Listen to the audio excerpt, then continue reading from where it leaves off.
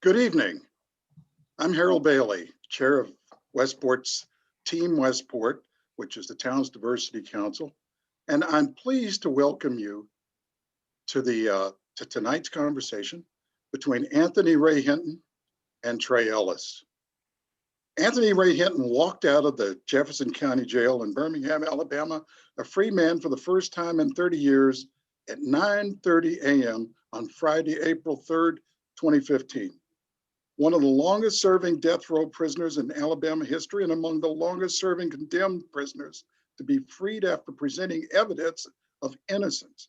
Mr. Hinton was the 152nd person exonerated from death row since 1983. 30 years ago, he was arrested and charged with 2 capital murders based solely on the assertion that a revolver taken from his mother's home was a gun used in both murders and in a third uncharged crime. Bryan Stevenson's Equal Justice Initiative attorneys engaged 3 of the nation's top firearms examiners who had testified in 2002 that the revolver could not be matched to crime evidence. State prosecutors, never questioning the new findings, nevertheless refused to re-examine the case to concede error. After 12 more years of litigation, the US Supreme Court reversed the lower courts and a new trial was granted. That judge finally dismissed the charges after prosecutors said that scientists at the Alabama Department of Forensic Scientists had tested the evidence and confirmed that the crime bullets could not be matched to the Hinton weapon. So after 30 years in custody for crimes he did not commit, Mr. Hinton's release was bittersweet. Bryan Stevenson said that the refusal of state prosecutors to re-examine this case, despite persuasive and reliable evidence of innocence, was both disappointing and, of course, troubling. Today, Mr. Hinton is an Equal Justice Initiative community educator, and he's also a very riveting speaker and a relentlessly powerful advocate for the abolition of the death penalty. Trey Ellis is an American Book Award-winning novelist, an Emmy and Peabody-winning filmmaker, a playwright, a novelist, a professor of screening in the Graduate School of Film at Columbia University. He most recently was an executive producer, interviewer, and co-field director for the HBO documentary True Justice, which of course was Bryan Stevenson's fight for equality. He's also executive producer and interviewer for the previous King in the Wilderness. Of course, he won an Emmy for both of those. He is absolutely Westport's Renaissance man. And I can tell you, as I was talking to both and saying earlier, my wife and I went down to see the EJI, the Equal Justice Initiative, down in Montgomery a few years ago, shortly after it opened. We were absolutely transformed by what we saw in the museum and by the memorial a couple of miles away up the hill there. It just blew us away. Then we read the book by Bryan Stevenson and were affected again. And of course, then we saw the movie that Trey was involved in producing, and that did it again for us. So there was a triple hit. I can tell you that with the work that went on, I think with between Trey and Bryan Stevenson and Mr. Hinton, obviously there's a relationship built there. We are blessed to be able to have them tonight to spend some time with us in conversation. Gentlemen, thank you. Thank you. Thank you, Harold. Thank you. And thank you, Harold, for all the work you're doing.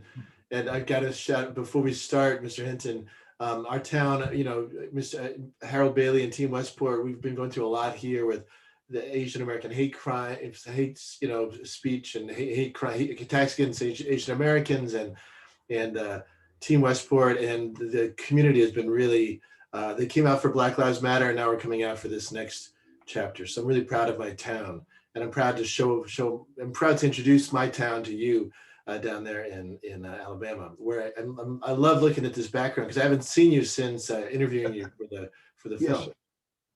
And I got to tell people as well, your book, The Sun Does Shine, is if you haven't read it yet, buy it, read it. It's such a beautiful, beautiful book. It's an important read. It's surprising, and you really get a little taste tonight. You'll get more of that in the book of Mr. Hinton's really indomitable spirit. That really, it's you wouldn't think that a story like his would be as uplifting as it was, but as we'll discuss, he managed to come out of prison. Not only not a broken man, at least on the outside, like a positive spirit for change for all of us, and really an inspiration. So, Mr. Hinton, we were before we got on here, you're talking about how, for 30 years in prison, people say, just as I'm saying, from the outside, oh, you seem like you don't wear that on your face. Let's say, even compared to in our film, we talked about Walter McMillan as well, who was not in as long, but he seemed to it seemed to break him a little, and if you see the Bryan Stevenson, if you see Just Mercy, the movie with Michael B. Jordan, there's actually a character, Mr. Hinton is there's a character playing him. First, just a trivia question. What did you think about that actor? And then let's talk about how you coped with getting out of and spending those 30 years in prison. I think O'Shea Jackson did a terrific job. Whoever decided to pick him to play the part did excellent. And there's only one Anthony Ray Hinton in the world, so he did as best as he could. And I was pleased with his performance. You spoke earlier about Walter McMillan. In fact, Walter McMillan and I live next door to each other. And I got to know him very well. And when you're there for something that you didn't do, it weighs on you more heavier than a person that did a crime. And Walt took his far different than I did mine. I realized early that in order for me to survive the hell that I was in, I had to allow my mind to escape. And I say that because earlier I told you my body went to prison, but I didn't allow my mind to go to prison. I did that because I sit in jail for over a year and a half before I even went to trial. And it gave me the opportunity to take my mind in places that only you can do and only go, and that helps you do the time. If you go and allow your mind to go with you, you're thinking about everything you used to do. Believe it or not, the second day that I was there, I told my mind to erase everything that I once knew, everything, because you can't do time and then try to live the life that you once lived. There is no McDonald's, there is no movie, there is no dressing up in nice clothes, there is no car to get in and go wherever you want to and come as you please. So I think men that is in prison and try to live the life as though they was out, they are headed for danger. And so mine was totally opposite. I did some things, for those who read the book, I played baseball for the New York Yankees in my mind. I played tennis. Wimbledon won it 5 straight years in a row. And I tell people to this day, I'm more upset about winning Wimbledon for 5 straight years, and no one have sent me my Rolex watch yet. And every day I come from work, I look in that mailbox thinking that my watch is in there, but 6 years later, it's not in there. But I'm a person that believes you cannot worry about things that you have no control over. You have to believe that it would get better, and you have to believe that perhaps someone will come along that is able to take care of that word that you once had, take it from you. And that was no better case than Bryan Stevenson came along. One of the, I call him God, #1 lawyer, came along and took up my case in 2005. All that other time I had went through 3 lawyers, and one lawyer, I have to say this, one lawyer wanted me to plead guilty in order to get a life without parole. I'm saying this tonight for those that find themselves perhaps in trouble. If you haven't done anything, don't plead guilty to something you haven't done. Yes, I went to prison. Yes, I was on death row, but I was willing to die for what I believe in. I was not going to stand up and say, I plead guilty when I hadn't done anything. And so that lawyer I ended up getting rid of and not knowing where my next lawyer was going to come from. But by getting rid of him, I wrote Mr. Stevenson and I thank him for sending the lawyer. And I said, Mr. Stevenson, I would love for you to become my lawyer. But before you say yes or no, all I ask is that you read my transcript. And if you find one thing in my transcript point to my guilt, don't worry about becoming my lawyer. I am perfectly willing to die for something that I know I didn't do and God knew I didn't do. And so that's the type of person that I am. I love for people to stand up when wrong is confronted us. What we see, as you just mentioned about the Asian community, everybody that believes in right, everybody that believes in equal opportunity, everybody that has compassion, and they should stand up for them. They should say, hey, this is not going to tolerate here in Connecticut. It shouldn't tolerate nowhere. But first, you have to take care of your own little town and come out and give them your support. And that's the type of person I believe that we need, people that is willing to stand up when you're being told to sit down, speak when you're being told to be quiet. And I think that's why we find ourselves where we are today. Too many people have just sit back and said nothing, done nothing, knowing that it was wrong. And I feel that had certain people got up, said it was wrong, I don't believe we would be in this predicament that we find ourselves in. No, absolutely. And yeah, I mean, for all of you who haven't read the book is amazing. And the stories that the coping mechanisms like, let's talk, we didn't get to put this in the film, but I really wanted to, in our film, talk about your relationship with the Queen of England. Can you talk about that a little bit? Yes. Well, you know, even before I went to prison, I was fascinated how the Queen, per se, when you think of England, you think of just the Queen or the royal family. Whereas in America, we don't look at the president as being the only person alive. And I've always wanted to meet the Queen. And so one day I was sitting there and I said, hey, you know, I might want to go to England, and close my eyes real tight as I could close them, and imagine going to the palace. And once I arrived there, I told the guard that I was there to see the Queen. And I told him my name. They goes in and they tell the Queen that a gentleman is here to see you. She invite me in. I introduced myself to her. We talks about Prince Charles, Prince Harry, Prince William, and the tragedy of Prince Di. About 35 to 40 minutes in the conversation, the Queen just stands up and she looks at me and she said, Mr. Hinton, would you like some tea? And I told the Queen I would love some tea. And she said, what would you like in your tea? And I told her a spot of lemon. She had the butler to go out and get this lemon, and I squeezed it in my tea. We talked some more. About 45 minutes later, I stands up and I tell the Queen I must be leaving. And the Queen looks at me and she said, Mr. Hinton, will you come back?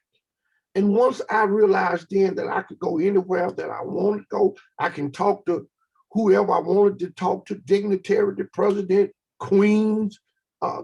I knew then that I was on my way of just doing time free. And I was free up here.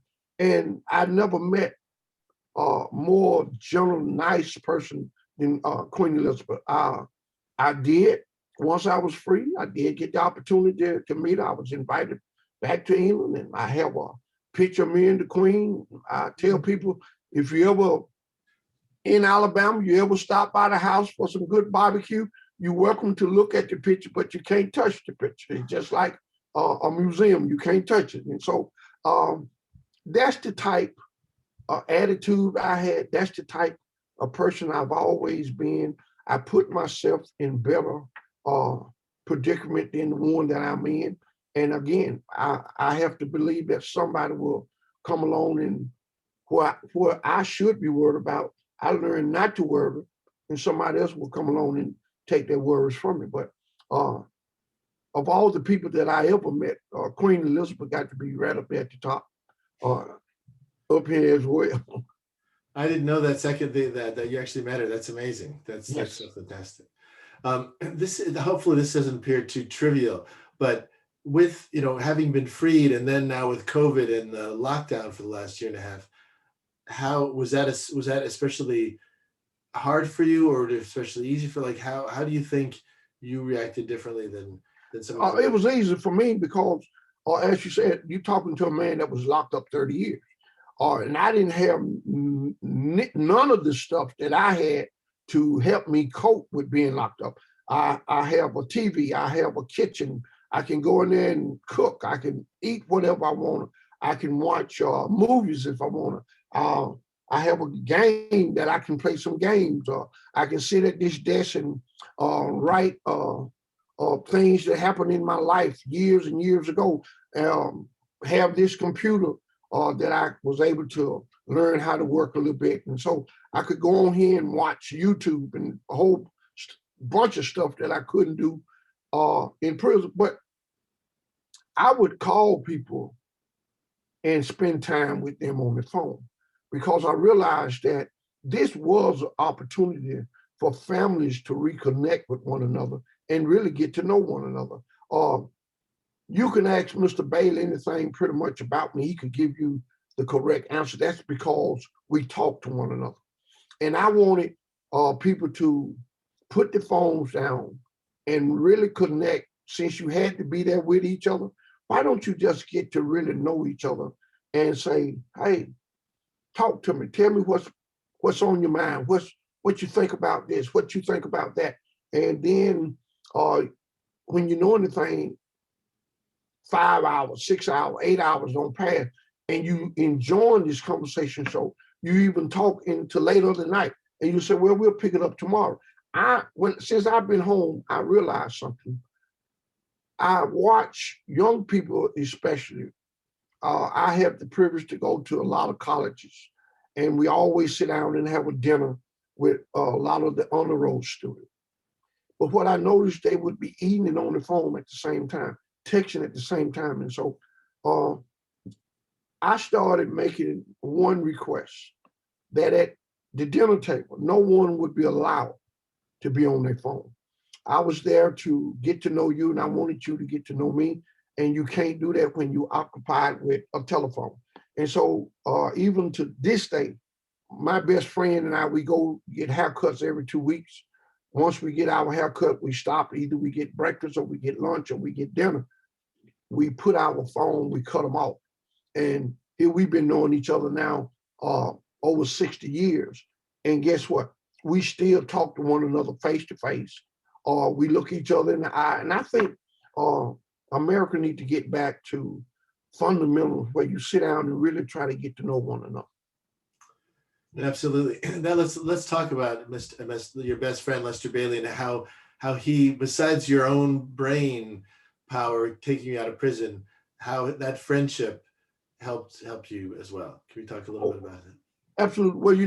Well, he came to my trial every day, left and went to work. Mr. Bailey is the type of friend that I don't think they come like him anymore. He was 4 and I was 6, and we just hit it off. We became best of friends. We lived in the same neighborhood. We worked in the same like coal mine. And so we got to really know one another through our mother, who was best of friend. But society condemned me and threw me away and said, this would be a better world if you wasn't in it. Mr. Bailey never did think like that. Regardless of what society said, he was still my friend. Mr. Bailey never did ask me, did I do it? Because Mr. Bailey knew me, and he know that it's not my character. And so Mr. Bailey came to see me 10,999 visits. Never did miss a week coming to see me. He would get off on Friday morning and drive over 300 miles and be there by 9 o'clock for the visit. And so we would sit there and talk. We never did talk about the case. We just talked about life. We never did talk in the past. We always talked in the present. When you get home, this is what we're going to do. You're going to have to learn how to drive all over again. And I told him, I said, no, I'm driving in my cell. I take my hand in my cell and I drive all the time. And so he would laugh at me. And so whatever I could have, he made it plain. Do not ask anyone, call and ask me. Whatever I can do for you, I'm going to be here for you. I'm going to be here until the end. And I just thank God for putting him in my life. We live 30 yards away from each other. I go on the back and I call him. We just holler through the woods. We don't talk on the phone that much. We just talk to each other on the back porch. If I'm at work, my grass need cutting, I come home, he already don't cut my grass. He don't retired and I tell him he ain't got nothing else to do, so you might well cut my grass. I said, but and tomorrow, if you don't mind, won't you just wash the car? And so, me and him have that relationship. I appreciate him. When I tell you a friend, the Bible says when a man finds a friend, he is closer to you than a brother. I looks at him like a brother. I respect him, I honored him, and I just thank God every day for putting him in my life. There's no better person. And I just wish every person could be so lucky or be so blessed to have a friend like I have. Yeah, it's just incredible. I was so pleased to meet him when we interviewed and you cooked for us. Yes. And my whole crew. Do you get, so if people that don't know, when you get down there to EJI, to Montgomery, to the museum, Mr. Hinton is actually a part of the exhibit. There's a sort of a fictional prison guest area, like a visitors section where you can actually recorded something. So do you get recognized now? And do you feel like, do you walk down the streets and people know who you are? Is there a certain? I do. I do. They say, you're the guy that was on death row for 30 years. Oh, can I take a picture? Or can I have your autograph? And to me, it's nice to be recognized, but I hate that I'm recognized for that. But I take it and I try my best to uplift people. And they say, often tell me, you have the best attitude that I ever seen for someone that's been through what you went through. And I just try to take time, and no matter how, let me use the word success or blessed that I feel that I am, I don't never want to be too blessed that I don't have time for people. I want to explain to people what happened. I want people to realize that you cannot live in a world of hatred. I want people to realize that I forgave the people that did this to me. If they got the time, I make the time for them. And a lot of time, a group will come to EJI and they will say, is there any way Mr. Hinton can be there? Can he sign some books for? And Mr. Stevenson asked me, do I want to be? Of course I want to be there.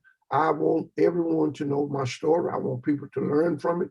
And hopefully we won't make that mistake again. And so to me, it's flattering that you get recognized from people. And I have people, that's him. And, it's like, I kind of understand what a lot of the movie stars or famous people say, but I just want to stay humble. And I give people hugs. I give them conversation. I sit down if they got time, depending on what time of day it is. If you got time, let's get a cup of coffee. Let's talk. What's on your mind, what you want to know. I just try to be who Bryan Stevenson hired me to be, the educator. And that means not just at EJI, but outside of EJI, I still have to teach and try to get people to understand this system that we have. Excellent. Can you talk a little bit about your work now at EJI that you do now? Oh, yes. I am an educator on more of the judicial side. I don't get off into the law of it because I'm not a lawyer. I tell what happened to me, and I tell what I've learned over the years, that we have a system that most people would believe that is broken. The system, in my honest opinion, is not broken. It worked exactly the way that it was designed to work. I don't debate people about that. I know for a fact that if you read my case, only a system that is designed to do what it do could have put me on death row for 30 years. Any other system that wasn't designed like that, I would never been charged. And so I go out, if companies send for me, if colleges send for me, I tell my story, I answer questions best of my ability. I never will forget one of the questions that will always stay in my mind was I was in NYU, and one of the young law students asked me, Mr. Hinton, did you file the same brief to the United States Supreme Court that you did in Alabama? And I said, yes. And she said, well, the United States Supreme Court ruled in your favor. My question is, why didn't the judges in Alabama rule in your favor? Are the judges on the United States Supreme Court smarter than the judges in Alabama? And I had to think for a moment, and then I told her, I said, I'm going to tell you what I believe is the truth. The judges in Alabama have to be elected. And there's no way you would be reelected if you ruled in favor of a death penalty inmate. If you rule that this person should be set free, there's no way you're going to win an election when your term is up. Whereas the judges on the United States Supreme Court don't have to worry about being reelected because they are appointed lifetime. And I got to thinking, even after I told her that, perhaps we need to look into each governor appointing judges to the bench, where they maybe sit on there only for 6 years, 12 years, and they appoint people of all different races to be on the bench. And perhaps we could solve a lot of problems where a judge that got to run for re-election won't have to worry about, well, if I do the right thing, I won't be a judge any longer. If I do the wrong thing, I can run again just to be a judge. I don't think that was fair to me. I think when you take an oath to uphold the Constitution, uphold the laws, every judge in Alabama should be ashamed that they allowed me to sit on that death row for all of those years and not do what was right. But it is what it is.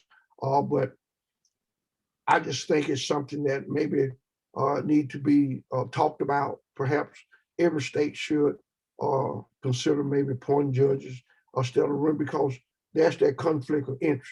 If I do the right thing, I won't have a job once my term is up. If I do the wrong thing, I can run again and perhaps I can win. That does justice no good at all. No, absolutely. Has at the time of our filming, the state of Alabama had never apologized to you. Have you gotten any apologies yet from the state? No, sir. As Saturday was 6 years of my freedom, the state of Alabama have yet to apologize. The state of Alabama have yet to give me one penny. The state of Alabama have yet to say, do you need to see a psychiatrist or psychology? When men go to war, they come back with post-traumatic syndrome. You can't tell me sitting in a cell, solitary confinement for 30 years, that I don't need to talk to someone. And this is how I call it. This is my therapy session by just being able to talk about it. I'm a believer that if you don't let it out, it stays in you and it'll destroy you. And so every opportunity that I get to talk about it, I guess I give myself my own therapy, which I feel that the state of Alabama caused this on me. They should be responsible for setting up an appointment for me to go and talk to someone, but I didn't. But I'm trying to do the best that I can. 6 years, I won't sit here and tell you that every day have been a day of sunshine. I have some moments being here by myself, I have some really dark moments that I have to fight to get through, but by the grace of God, He have allowed me 6 years to continue to fight. And so I try to focus more on being a voice for those that don't have a voice, fighting for those that can't fight for themselves, because I once couldn't fight for myself and I once couldn't have a voice for myself. Somebody else had to do that for me. And I just feel for me to be out, I have to fight for those that can't fight for themselves. No, I'm so glad you're doing that. Yeah, I think about that. We try to touch on this in the film, but I wish we did more about this as a nation that says it's the land of liberty for especially Black men in incarceration, that there's no penalty for taking away people's liberty, even when they knowingly made these mistakes. I was going to ask you about DeForest Johnson, who's now his case currently has come back around, and unlike your case, maybe thanks to your case and in Walter McMillan's, there's the ex-Supreme Court Chief Justice of the Alabama Supreme Court, and some white prosecutors have come up actually in defense of this man, DeForest Kelly, if you don't know it, DeForest Johnson, I'm sorry. Yes. If you don't know it in the audience, that who's been on, who's again, like doing time for a crime that doesn't seem like he committed. Yes. Well, let me say, in Pittsburgh, I don't care what part of the country you're in, the state of Alabama represents you. And when I say that, they execute you in the name of justice. And the government represents you, and they have a role to play, and they will have you to believe that tonight we executed this person in the name of justice, and that is for all of America. Now, my question to American is, when we realize that we got it wrong, I would love for someone tonight to tell me, where's my justice? Or where do I go to get justice? I am so thankful that I wasn't executed, because once you take a human being life and you find out that they was innocent the next day, you can't bring them back. And that's why I'm so adamant against the death penalty. DeForest Johnson case is a textbook case where somebody got lied for $5,000 and put him on death row. My case was similar the same. Somebody lied for $5,000 and gave them my name, and that was all it was. And so we have a system that will pay someone to lie on you in order to get a conviction, and the citizens don't seem to be upset about this. I mean, how many people do we need to be exonerated in this country before the whole country is up in arms and saying, hey, we don't want no death penalty in my state. We don't want no death penalty in this country. I mean, as Bryan Stevenson put it so eloquent, if we had 160 planes that were falling out of the sky for every 10 plane that went up and one fell, we would ground that airliner in a minute until we found out the problem. Why is we not doing that about the death penalty? Absolutely. I know in Alabama, it's 1 out of 7 people Yes. on death row, right, have been exonerated, like not like unjustly accused, and they're on death row. It's just incredible odds. No, well, it's to me, a judge will have you believe and know that ignorance is no excuse when it comes to the law. And I think with all the modern technology that we have now, there's no excuse for ordinary citizen to get on the computer and read as much as they can about the death penalty. Invite some of your senators, invite your governor, invite the men and women that make these decisions and ask them the tough question. Invite men and women that been on death row and say, well, in Alabama, they said Anthony Ray Hinton was a murderer. They kept him for 30 years. DeForest Johnson, I know for a fact they executed Nathaniel Wood, and he didn't have a gun. He was just in the house where the killing took place, but he lost his life with it. So I think citizens need to stand up more and say, hey, we don't want a death penalty in this state. And you just chop it down by every state. Because at the end of the day, it ain't like a person is going to get out. What's wrong with life without parole? But once you kill someone, that's the end of it. And I truly hope before we sign off tonight, somebody would be smart enough, brave enough to really give me an answer. Where's my justice? And I'm sure the day Tafari's get out, he gonna want to know where's his justice.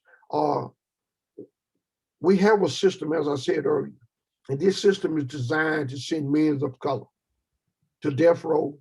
We have a pipeline that runs from neighborhoods to prison. We have a pipeline that runs even from college to prison. And this system was designed to put men of color on death row as well as in prison. And I think it's time that we put an end to this pipeline, and let's do what is right on America. Let's have a system that all of us can live with and be fair with one another about. That's how I stand and how I feel about it. How do you feel about Virginia now? Oh, I love Virginia. I think Virginia made the right move. I think, politicians would have the victim family to believe that the death penalty is a way of closure. I can't tell you in the 6 years that I've been free that people have come up to me and say, Mr. Hinton, my name is such and such. This inmate was on Alabama death row. He was executed. I am the daughter of the person that he killed. And I said, well, I'm sorry for your loss. But they said, Mr. Hinton, the reason I wanted to ask you, this been 6 years, 20 years, 10 years, 15 years, and I still don't have any closure. And I looked at them and I said, well, let me first say I'm sorry about that, but I know the prosecutor told you that executing him or her would bring you closure. You only get closure from God. And God is not a revengeful God. I truly believe that you get closure when you treat a person better than what they treated you.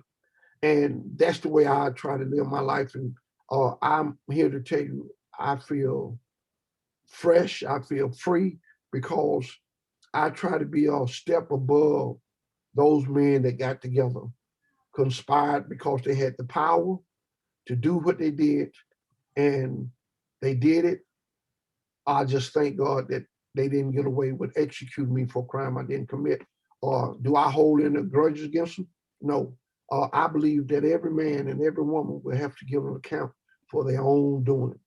And I want my conscience to be clean. I want my hand to be clean.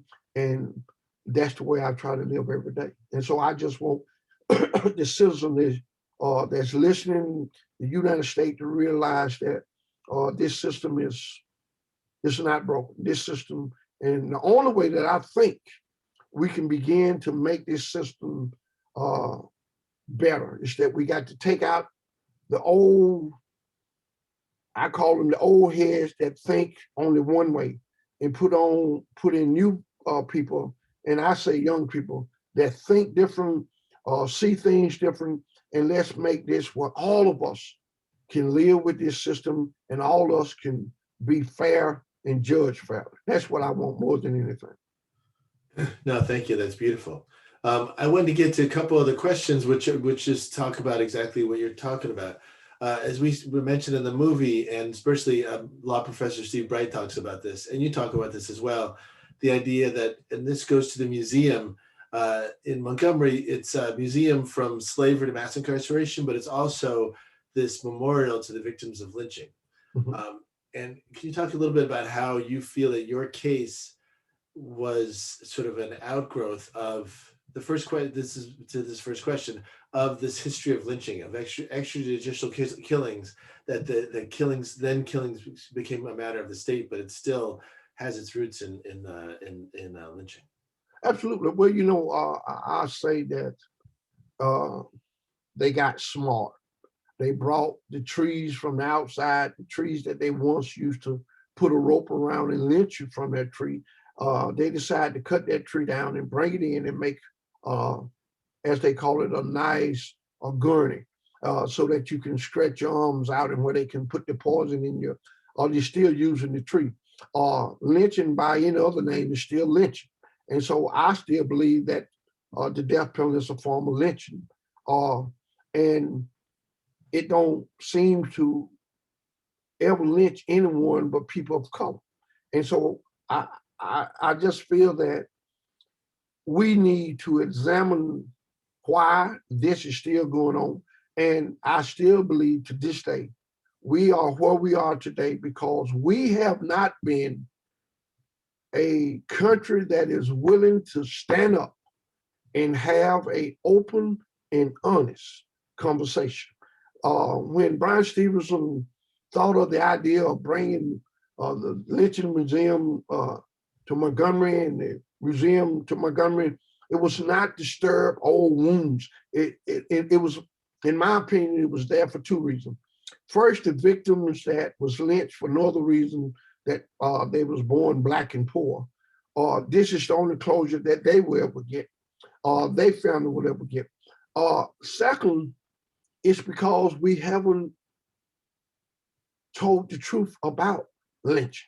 We haven't told the truth about segregation in this country.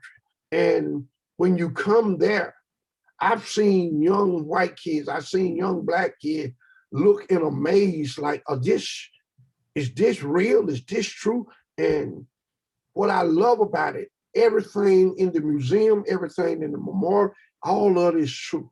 And because we go out and we do our homework, we go to every county, we dig up as much information or news article that we can, and to present a true history to all of those that are willing to come to Montgomery and learn about it. And I just think if we could somehow build up the strength, build up the courage to have an open and honest conversation, I truly believe that we agree on more than we disagree. But everybody seems to be afraid to bring up the past. And I'm one that believe that if you don't know your past, there's no way you will know your future. And we bringing up a generation of younger people that don't have a clue about their past history or the history that's went on in America.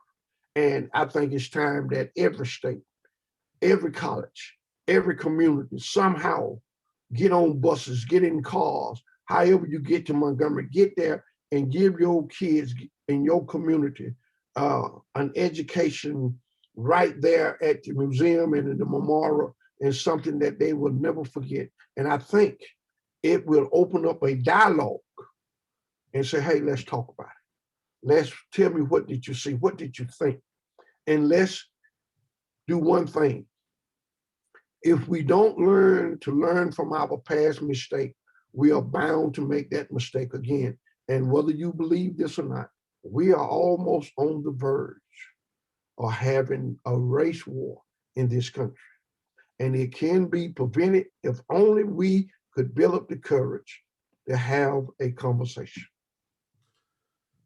No, I agree. Bryan talks about this as well. That he's so inspired by the Truth and Reconciliation Commissions in South Africa, but we as Americans have never had this truth. So we wanted to skip right to reconciliation.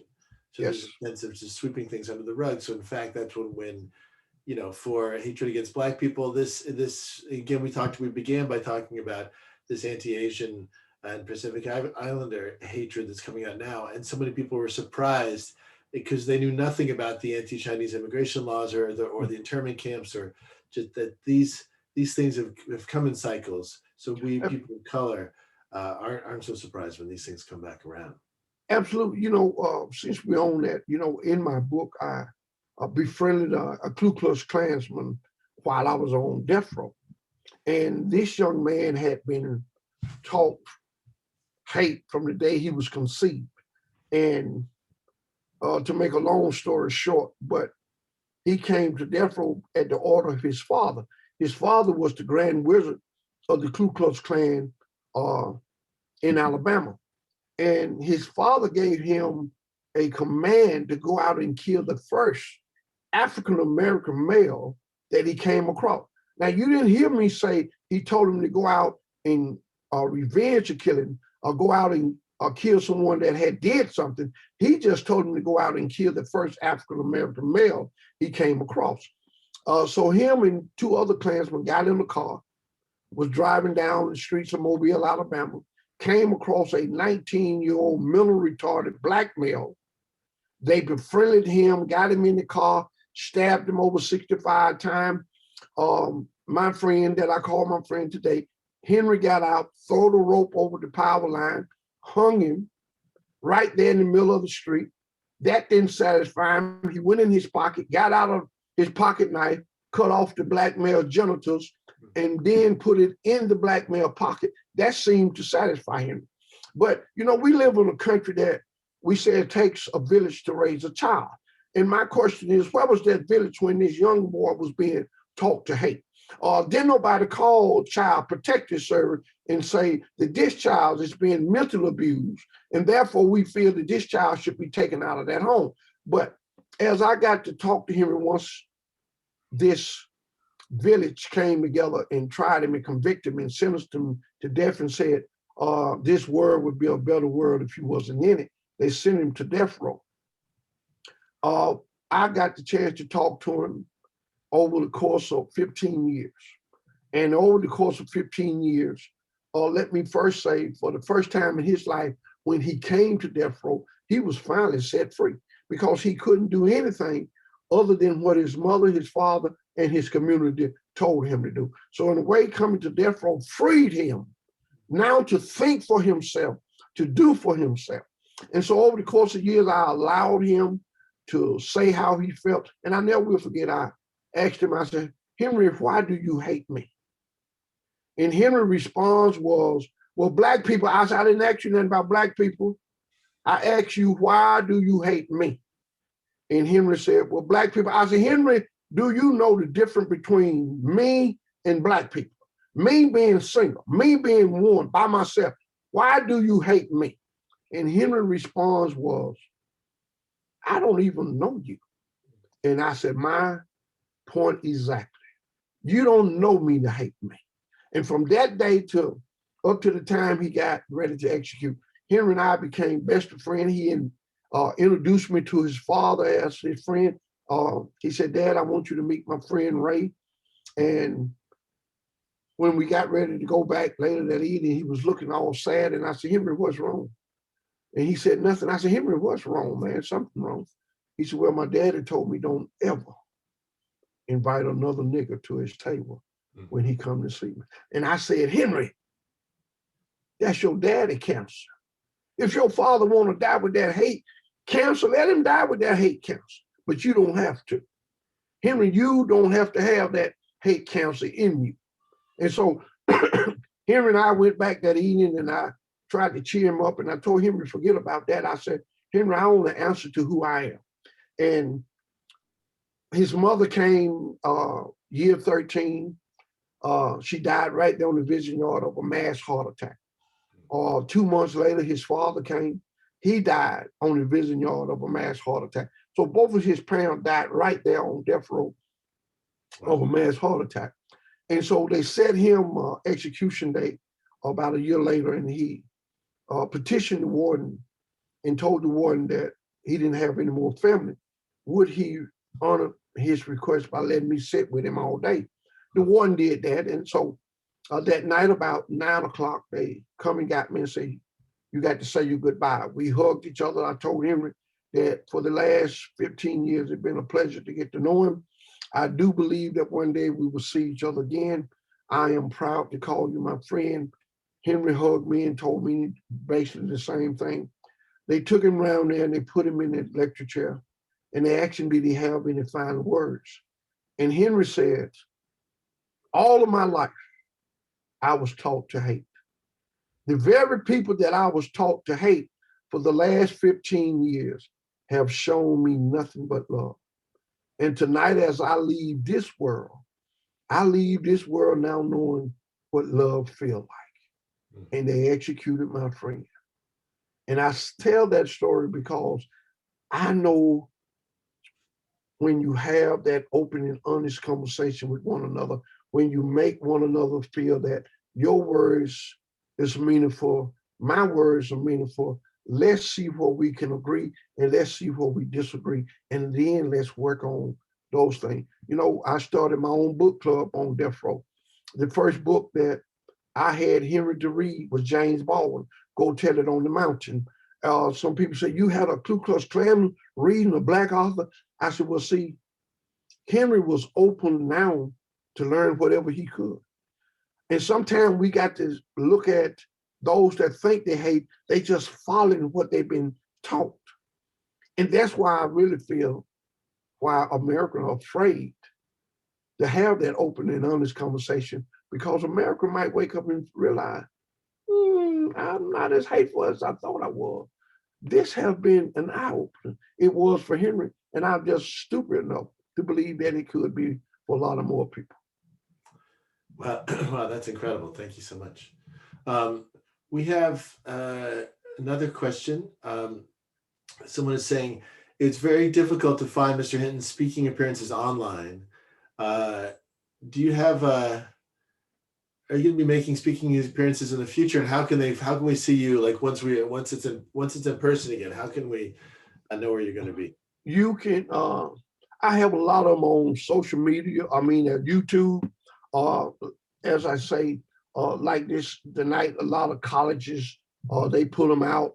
You can Google in the college, mostly every college in the United States I've been to. I try to honor every request that someone asks me, because I truly believe if someone in the audience need to hear this story, I believe that someone tonight will leave this thinking and asking themselves, what can I do? Someone will leave this tonight and saying, wow, I had no idea that the system was like that. I had no idea that this man had spent 30 years in solitary confinement for a crime he didn't commit. And here I was for the death penalty. I didn't even realize we was housing innocent men and women on death row in this country. So by accepting invitation, my job is to try and teach and try to open up eyes that was closed, try to open up ears that was closed, and try to show people that the system is not what you think it is. And it discriminates, whether we want to believe it or not, particularly on brown and Black people. Absolutely. And because it's in Alabama, I think us in the North, it was easier for us to think that that's where all those miscarriages of justice take place. And then when you think about the Central Park Five, yeah, we see that it can happen anywhere. Absolutely. To me, one of the most liberal states it is, California, full of death row inmate, over 700. You cannot make me believe that there's not some innocent people in there. As long as we have racism in this country, as long as we have judges and prosecutors who will use the death penalty as a way to climb the ladder, we are all in danger.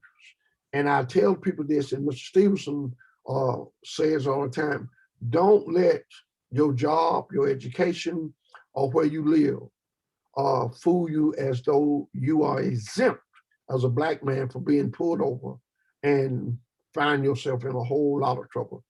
But in the South, we love to say a whole heap of trouble. And so you can find yourself like that. But you know, I truly believe, and I have this thing in me called hope, that we can make a difference. I truly believe, because I've seen what hope have done right here in the state of Alabama. There was a time that I could not go in the front door and order a hamburger. There was a time I could not sit in the front of the bus.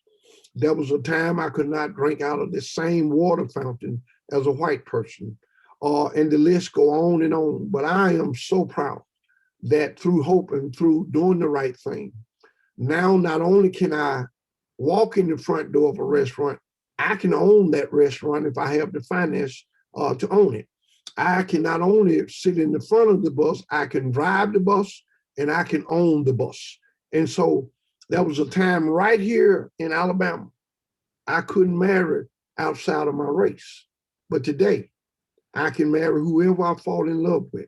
And so that's what I try my best to give the truth. And I try to instill in young people, hang on to hope.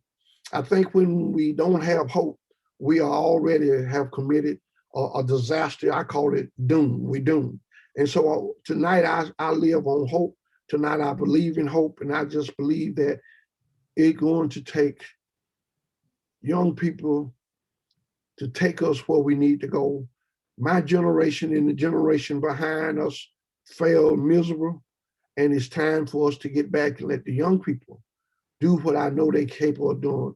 And that is to take us rail off into the 21st century where all of us can feel better as human beings. Absolutely. Amen.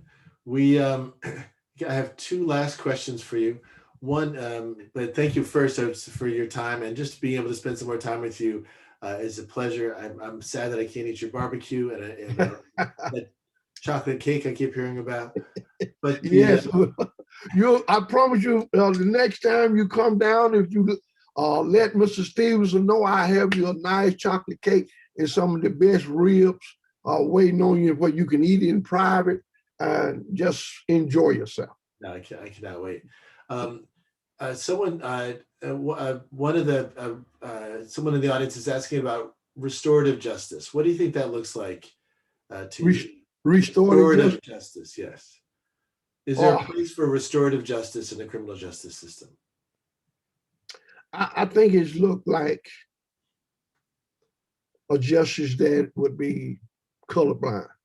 Or I think it would be a justice that all of the antique is moved and put in a different room. Restorative justice would mean that when a person of color go into the courtroom, he will and she will see someone on the bench that look like them.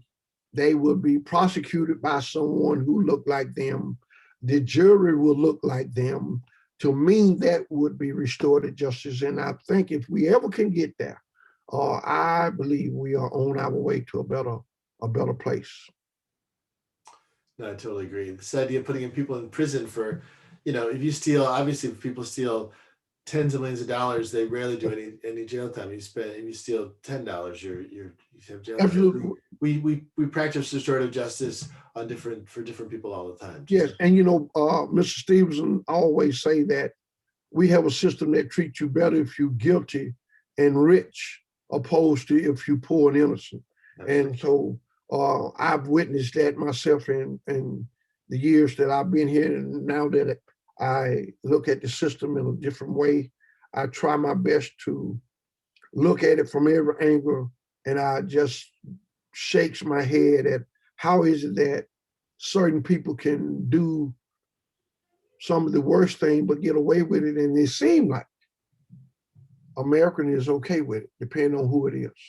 And I'm not going to waste anyone's time, but we all know that was some things that have went on in the last 4 years. Had it been you, me, had it been Barack Obama, he would have been ousted from office. He would have been perhaps in jail, waiting trial on bonds or something. But, this is what I'm talking about. We got to clean up what's been messed up. And we got to make this where I can never use race as an excuse, because we need a system that is going to treat every individual fair and honest. And I do believe we have the power to do that, but we just got to somehow get together and decide this is what we want. If we don't, we're going to stay where we are. And nothing good is going to come out of where we are right now. Absolutely. Before we get to our last question, I wanted to just talk about, I was so happy to see that you got your voting rights back. So you got to vote.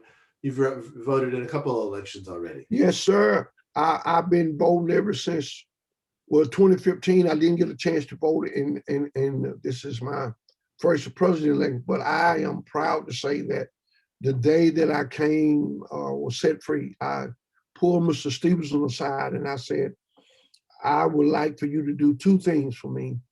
And he said, what is it? I said, I would love for you, if you could, get me my voting rights back.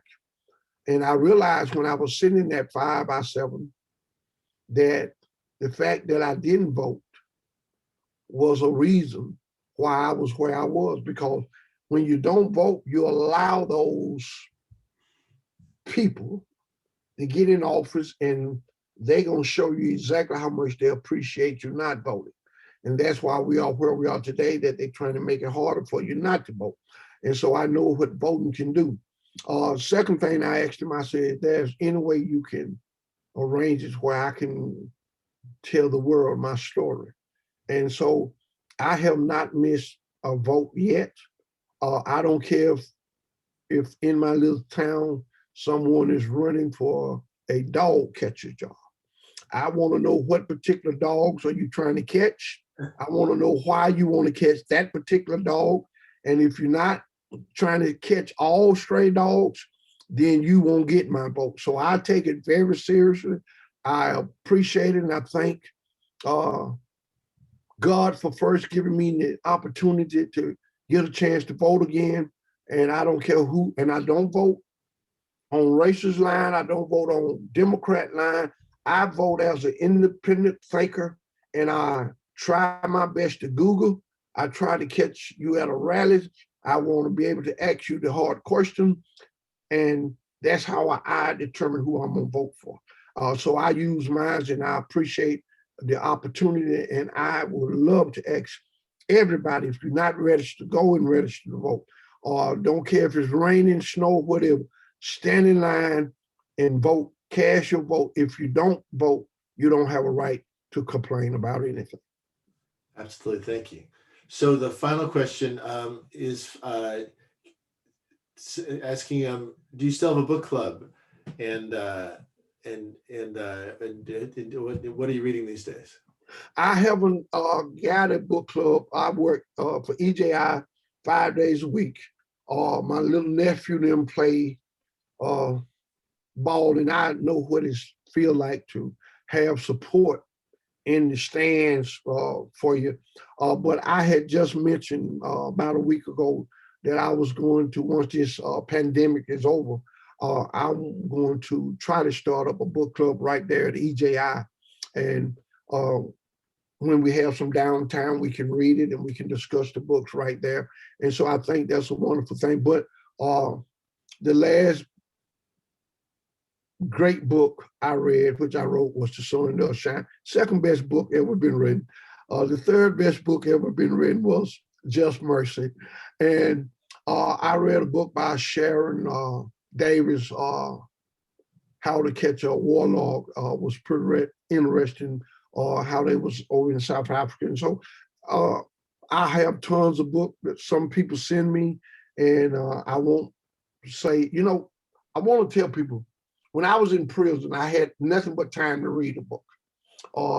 When you have a job and I drive 2 hours one way and 2 hours back, or when I get home, it's time to take a shower and go to bed and get up again at 4 a.m. But I'm not going to make that an excuse. I read books, but I read them slower than I did when I was in prison. I don't care how the book is written, who it's written by. I think when I read a book, I can learn something from that author, and I can try to get in that author's head, and I might be wrong. I said, well, this is what she meant. This is what she was talking about. It's just like when I did my book on death row, I told everybody, it's no wrong, no right answer. Or every one of us can read the same book, and every one of us can walk away with a different opinion. And so when you make people feel comfortable by reading books, you'll be surprised how the mind just open up, and you just feel smarter. You feel wiser when you read books. And so I'm going to, soon as this pandemic, where we can get on the group, I'm going to start my book club back, because that is one thing that I do miss. And that is one thing that I love to do, is just listen at people tell me, I love to tip. I read your book, Mr. Hinton, and I wanted to say you was a lady man at one time too, wasn't you? And I said, well, I was real young then, and so it has some things that I wanted people to understand. And let me say this before I go. Of course. For those who read my book, and if you see on the part of the ladies' men. I put that part in there because I wanted people to realize we make decisions as children where we wouldn't make that decision at the age of 30 and 40. A 16-year-old will never think like a 30-year-old. You got to wait till you progress to get there. And so I was telling Mr. Stevens when I put certain parts in the book, I wanted people to understand that's why I'm against sending children to death row. They don't think like an adult, and we need to start realizing that a child don't have the brains of an adult.